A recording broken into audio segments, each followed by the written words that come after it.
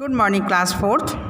आज हम हिंदी सब्जेक्ट पढ़ने जा रहे हैं। जो चैप्टर हमने प्रीवियस वीडियो में पढ़ा था बरगद के वृक्ष और उसके कठिन शब्द हमने भी लिखा था नोटबुक में, आज उसी कहानी की उसी चैप्टर की आज हम क्या पढ़ेंगे, एक्सरसाइज करेंगे। ओके, हमने नोटबुक में कठिन शब्द लिखा था और आपको ये भी जो शब्द है ना, कठिन शब्द की जो अर्थ है ना, ये भी आपको नोटबुक में लिखना है।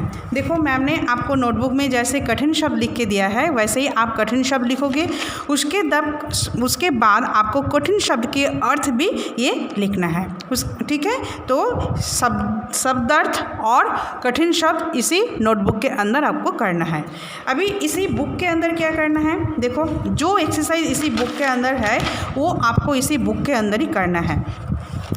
ये देखो सबसे पहले क्वेश्चन है ये जो क्वेश्चन आंसर है ना, ये सारे क्वेश्चन आंसर इसी बुक में भी करोगे और आप नोटबुक में भी लिखोगे। ओके, तो सबसे पहला क्वेश्चन क्या है, बरगद का वृक्ष कैसे था। ये देखो ये मैंने आपका भी क्वेश्चन आंसर इसी नोटबुक में किया है, आप भी करोगे। तो पहला क्वेश्चन क्या है, बरगद का वृक्ष कैसा था।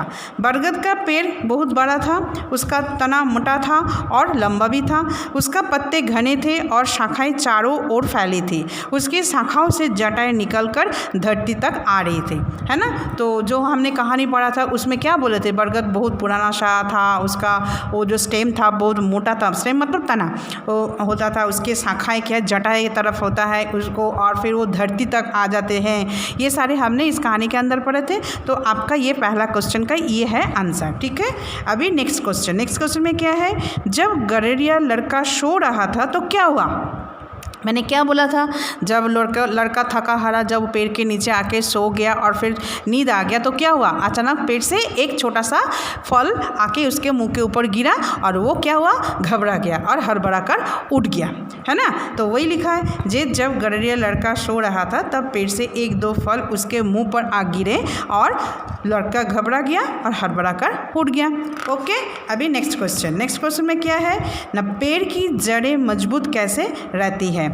हम सबको पता है जब पेड़ की जब पत्ते झड़ने का टाइम होता है ना, एक टाइम होता है, वो उसी टाइम सारे पेड़ की पत्ते झड़ जाता है, येलो होके फिर वो सारे पत्ता झड़ जाता है और फिर धीरे धीरे छोटे छोटे नया ग्रीन वाला पत्ता आते हैं। जब वो पत्ता झड़ते हैं ना, ये तो पूरा साल झड़ती रहता है, तो जब वो पत्ते झड़ के नीचे आता है ना तो वो धीरे धीरे सड़ जाता है। ठीक है, वो सड़ जाने के बाद उसको खाने के लिए ना मिट्टी के तले से मतलब ज़मीन के नीचे से एक कीड़ा निकालते हैं, उसको हम केंचुए बोलते हैं।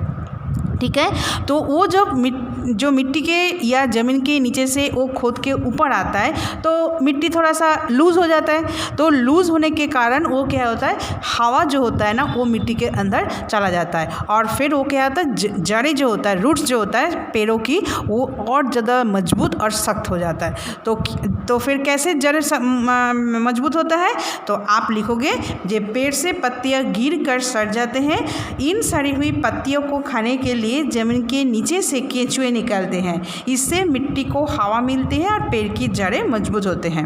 ओके, अभी नेक्स्ट क्वेश्चन में क्या है, वृक्ष ने लड़के को क्या समझा, बताओ। तो इस कहानी के माध्यम से हमने या लड़के को वृक्ष ने क्या समझाया, हम लोगों को और या लड़के को क्या समझाया था, क्या बोला था ना, वृक्ष ने बोला था जे कभी घमंड नहीं करना चाहिए, कभी किसी को छोटा या कम नहीं समझना चाहिए, और फिर प्रकृति के साथ दोस्ती करना चाहिए, फिर एक दूसरे से हम मतलब मदद होता ही है।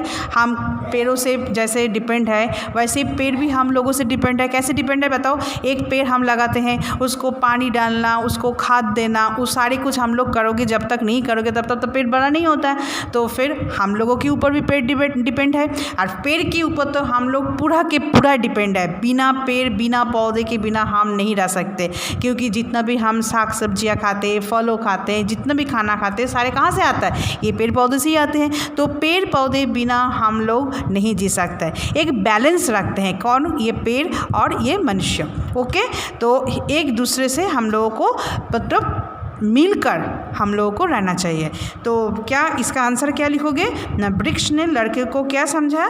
ना वृक्ष ने लड़के को बोला किसी को छोटा या कम समझना बुद्धिमानी की बात नहीं होती है, कभी घमंड नहीं करना चाहिए, हमेशा प्रकृति से दोस्ती करना चाहिए, हम सब एक दूसरे से कुछ ना कुछ लेते हैं, है ना। जैसे हम प्रकृति से लेते हैं वैसे ही प्रकृति हमसे भी लेते हैं, एक दूसरे पर निर्भर है, हम लोग एक दूसरे के बिना जीवित नहीं रह सकते, हम लोग एक दूसरे के बिना जीवित नहीं रह सकते। तो ये जो क्वेश्चन आंसर है आप इसे नोटबुक में सुंदर सुंदर राइटिंग में नीट एंड क्लीन लिखोगे और लर्न भी करोगे। ओके, अभी आते हैं नेक्स्ट क्वेश्चन में। नेक्स्ट क्वेश्चन में क्या है, देखो नेक्स्ट क्वेश्चन में क्या है, सही उत्तर पर टिक लगाने के लिए बोला है। मैदान में गौरैया क्या करने आते थे? विश्राम करने, भेड़ बकरियाँ चराने या फूल फल लेने? वो जो लड़का आते थे क्या करने आते थे? भेड़ बकरियाँ चराने। तो आपका option B is the right answer. Okay, अभी नेक्स्ट, पेड़ हमें धूप ताप से कैसे बचाता है? छाया देकर, इल्लियाँ खाकर या फूल देकर? छाया देकर, जब वो छाया देगा तब ने हमने धूप से बचेगा। ओके, नेक्स्ट क्या है, चिड़िया पेड़ की मदद कैसे करती है?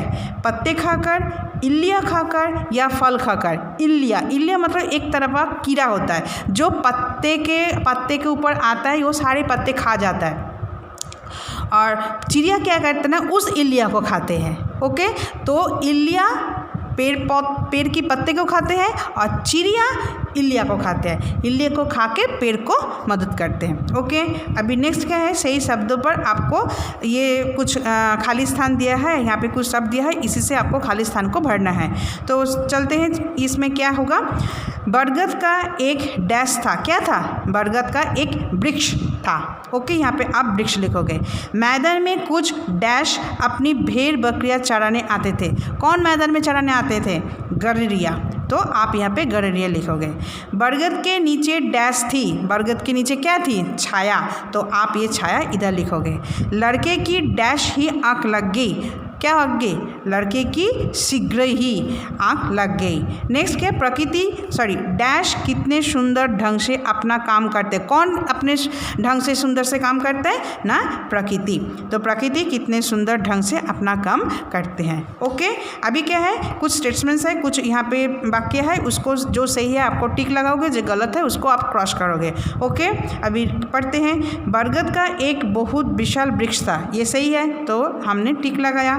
लड़के की दृष्टि बरगद के पेड़ पर लगी सब्जी पर हुई, वहाँ पे क्या थी? फल थी ना, तो ये रॉन्ग है।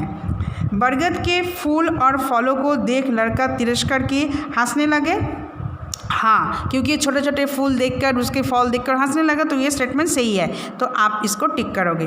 किसी को छोटा या कम समझना बुद्धिमानी की बात होती है? नहीं, तो ये गलत है, तो आप इसको क्रॉस करोगे। लड़का अपनी बकरियां को पकड़ने के लिए भाग रहा था, हाँ, जो ये स्टेटमेंट सही है, तो आप इसको टिक करोगे। ओके, अभी नेक्स्ट नए शब्द बनाओ। यहाँ पे कुछ शब्द दिया है, इसके साथ एक अक्षर जोड़ के आपको नया शब्द बनाना है। एक करके दिया है, देखो चित्र यहाँ पे है, यहाँ पे वी से जुड़ा है, वो लिख लिया विचित्र। अब यहाँ पे शाल है तो क्या जोड़ोगे? विशाल। ये है स्व तो आप लिखोगे विश्व। ये काश है तो विकास। तो यहाँ पे वी लगा के आपको नया शब्द बनाना है। ये सब इसी बुक में ही करना है। अभी नेक्स्ट में आता है रफ की मात्रा। रफ की मात्रा हम दो तरफ के यूज़ कर सकते हैं। एक तो है नीचे लगा के र की मात्रा, फिर ऊपर भी लगाते हैं, ठीक है। यहाँ पे कुछ शब्द दिया है, यहाँ पे र की मात्रा कहाँ पे लगेगा? देखो र की मात्रा यहाँ पे नीचे आ जाएगा, प्राणी।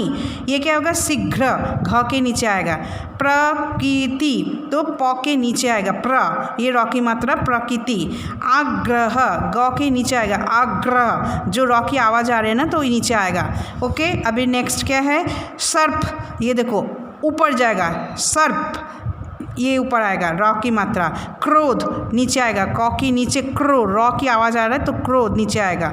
नम्रता तो म के नीचे आएगा, नम्रता।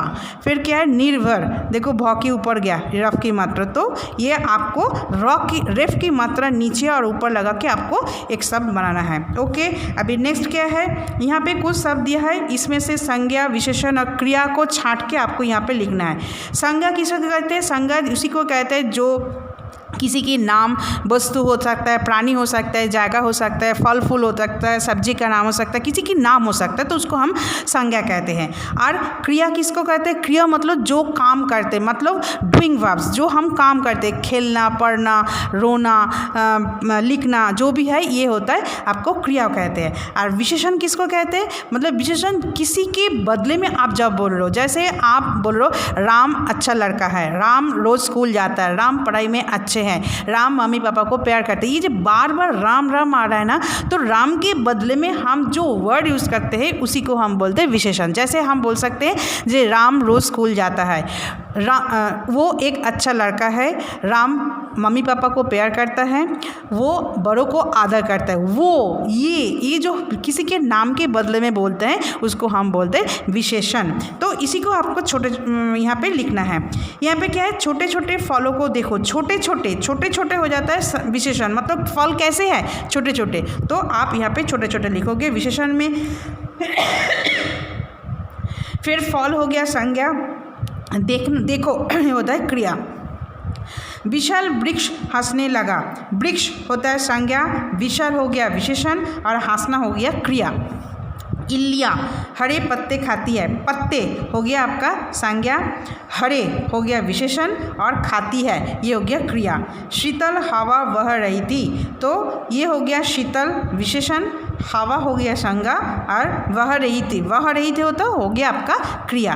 तो ये जो भी है आपका एक्सरसाइज इसी बुक के अंदर करना है, जो भी है फिलअप्स है, टिक द करेक्ट आंसर है, सब इसी बुक के आप करोगे। और आपकी नोटबुक में क्वेश्चन आंसर, शब्दार्थ और कठिन शब्द ये सारे आप अपनी नोटबुक में नीट एंड क्लीन लिखोगे और लर्न भी करोगे। Okay, thank you.